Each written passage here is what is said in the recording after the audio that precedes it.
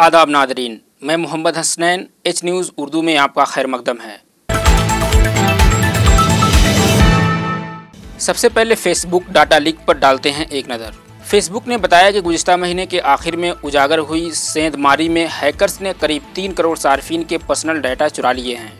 दुनिया की सबसे अहम सोशल नेटवर्किंग ने दरअसल बताया है कि गुज़िश्ता महीने करीब 5 करोड़ अकाउंट पर हुए साइबर हमले में हैकर्स ने इन अकाउंट के एक्सेस टोकन चुरा लिए। इस वजह से ही तब कई फेसबुक यूजर्स के अकाउंट खुद ब खुद लॉग आउट हो जा रहे थे। फेसबुक के प्रोडक्ट मैनेजमेंट महकमा के नायब सदर रूसीन ने ऑनलाइन पोस्ट में लिखा, हम अब जानते हैं कि हमने जितना सोचा था उससे कम लोग इस साइबर हमले से मुतासिर हुए हैं।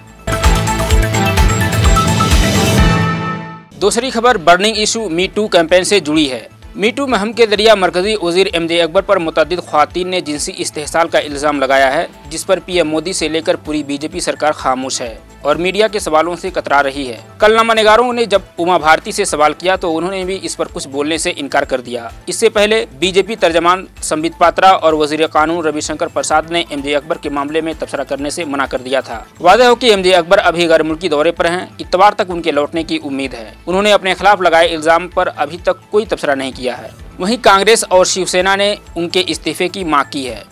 MJ अकबर से आप इस्तीफा मांगेंगी? क्या क्या वो दे रहे हैं? क्या सरकार कर रही है? आपने लोग मुझे कहा था कि राजमाता सिंधिया के बारे में बात करनी, वही करनी। नहीं, आपने अग्रवाल जी का मना किया था और आपका राजमाता सिंधिया आपने कहा था कि हमें सिर्फ राजमाता जी। नहीं, और भी विषय है मैडम। दिल्ली सालों में याद आई सरकार के तो शताब्दी तो 100 वर्ष पूरे होने पर ही होगी ना। बीच में कभी कोई उनकी नहीं, हमेशा राजमाता सिंधिया जी को हमेशा याद रखा गया।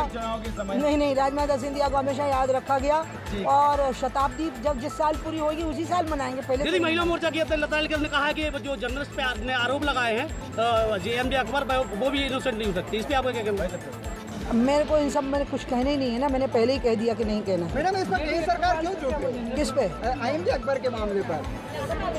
क्योंकि वो MJ अकबर जी साहब का जो मामला है ये उस समय का है जब वो केंद्र में सरकार में नहीं थे, तो इसलिए जब जो केंद्र में सरकार में नहीं थे उस समय का अगर मामला है तो वो MJ अकबर जी और महिला के बीच का मामला सरकार की तरफ से वक्तव्य नहीं आ सकता। दूसरी तरफ BJP लीडर सुब्रमण्यम स्वामी, जिन्होंने पहले ही मी टू कैंपेन की हिमायत की थी, अब उन्होंने भी PM मोदी से इस बारे में अपनी खामोशी तोड़ने की बात कही है।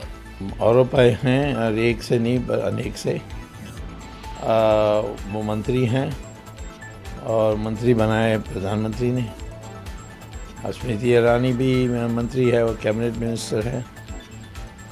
इन लोगों को बोलने के लिए क्या मैं इसमें क्या बोलूँगा।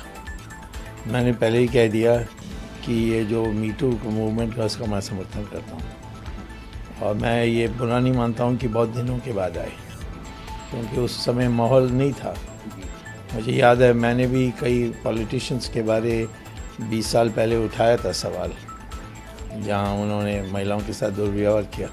तब सारे प्रेस ने मुझे कहा तुम बहुत पर्सनल होते हो, ये पर्सनल चीज़ों में मन नहीं जाना चाहिए। इसमें एक मापदंड होनी चाहिए।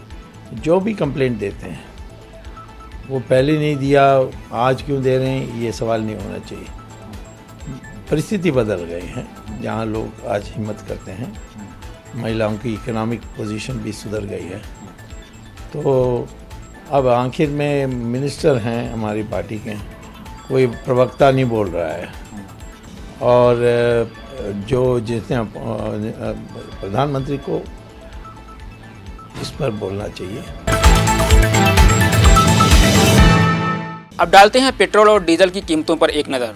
पेट्रोल और डीजल की कीमतों को लेकर कांग्रेस ने एक बार फिर BJP सरकार पर निशाना साधा है। कांग्रेस ने इल्जाम लगाया कि मोदी सरकार ने पेट्रोल और डीजल की कीमतों में कमी के नाम पर आवाम की आंखों में धूल झोंका है। कांग्रेस तर्जमान सुरजेवाला ने ट्वीट करते हुए कहा कि पेट्रोल और डीजल की कीमतों में कमी लोगों की आंखों में धूल झोंकने का मोदी सरकार का नायाब नमूना है। उन्होंने मजीद कहा कि पहले दाम 2.5 रुपए कम किए, फिर चोर दरवाजे से 2 रुपया 24 पैसा बढ़ा दिए। आपको बता दें कि आज पेट्रोल और डीजल फिर महंगा हुआ है। पेट्रोल 18 पैसा तो डीजल 29 पैसा महंगा हुआ। बहुत ज़्यादा महंगा हो गया पेट्रोल और ज़्यादा एवरेज भी नहीं देता। पेट्रोल अलग अलग भी कर दिया है वैसे सरकार ने। एक पेट्रोल का रेट है 80-81 रुपये, एक का 83 रुपये। क्या फ़ायदा है? पेट्रोल में गाड़ियाँ चलती नहीं और पेट्रोल के साथ साथ जो है CNG और डीजल तीनों ही जो ईंधन का हमारे ईंधन का साधन है वो तीनों ही महंगा हो गया है। अब ये तो मोदी सरकार कह रही है कि इंफ्रास्ट्रक्चर के लिए हम ज़्यादा टैक्स ले रहे हैं, अब बाकी तो होना नहीं चाहिए ऐसा, हमें तो बहुत दिक्कत होती है। और देखो चुनाव के बाद शायद कम हो जाए। पेट्रोल को लेके तो परेशान, आए दिन रेट बढ़ रहे हैं, कमाई कुछ बढ़ नहीं रही बिल्कुल। पेट्रोल के और डीजल के सीएनजी के इन डे में रेट बढ़ाते जाते हैं, और हम करें तो करें क्या? आम आदमी करेगी क्या?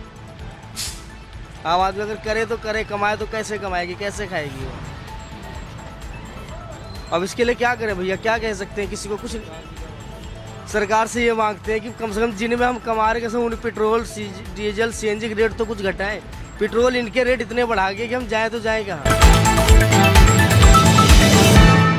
अगली खबर तितली तूफान से जुड़ी आ रही है। पिछले दिनों उड़ीसा में आए तितली तूफान ने काफी तबाही मचाया था, जिसके बाद उड़ीसा के कुछ इलाकों में अब बाढ़ जैसे हालात पैदा हो गए हैं, जिससे लोगों को काफी दिक्कतों का सामना करना पड़ रहा है। दूसरी तरफ खबर आ रही है कि उड़ीसा में जमीन के कटाव का सिलसिला जारी है। ताज़ा खबरों के मुताबिक भूस्खलन की वजह से 12 लोगों के मरने का खदशा है, तो वहीं 4 लोग लापता बताए जा रहे हैं। उधर नेवी ने राहत और बचाव के कामों के लिए साथ ही साथ ज़रूरी अशिया के पहुंचाने के लिए हेलीकॉप्टर का इस्तेमाल करना शुरू कर दिया है, ताकि जल्द से जल्द लोगों को बचाया जा सके और उन तक खाने पीने का सामान पहुंचाया जा सके। एक नज़र आलमी खबरों पर। आलमी मुबस्सिरीन को ऐसा लग रहा है कि अब कनाडा में भी अक़लियतों के खिलाफ माहौल बनाने की तैयारी शुरू हो गई है। वहाँ पहले भी हिजाब और यहूदियों की मखसूस टोपी पर पाबंदी लगाने की आवाज़ें उठती रही हैं। अब कनाडा के सूबे क्वेबेक के नौमुंतखब प्रीमियर को ये कहने पर तनकीद का निशाना बनाया जा रहा है कि सूबाई पार्लियामेंट में नस्ब सुलैब मजहबी अलामत नहीं है। फ्रांसवा लीगो का ये कहना एक ऐसे वक्त आया है जब सूबाई हुकूमत सरकारी मुलाजिमों के मजहबी लिबास मसलन मुसलमान ख्वातीन का हिजाब और यहूदियों की मखसूस टोपी पर पाबंदी लगाने का मंसूबा तैयार कर रही है। इस पर बड़े पैमाने पर तनकीद का सिलसिला जारी है और नाक़दीन का कहना है कि इसका निशाना अक़लियतें बनेंगी। 2008 में आने वाली एक रिपोर्ट में कहा गया था कि इस सुलैब को पार्लियामेंट की इमारत से हटा देना चाहिए, जो वहाँ 1936 से नस्ब है। तहम क्वेबेक की हुकूमत ने ऐसा करने से इनकार किया है। 2014 में पार्टी को बेगवा नामी जमात ने एक बिल की तजवीज़ दी थी, जिसमें तमाम सरकारी मुलाजिमों को लिबास पर नुमाया मजहबी अलामात ज़ाहिर करने से रोका जाए। खबरों का सिलसिला ख़त्म होता है। अल्लाह हाफिज़।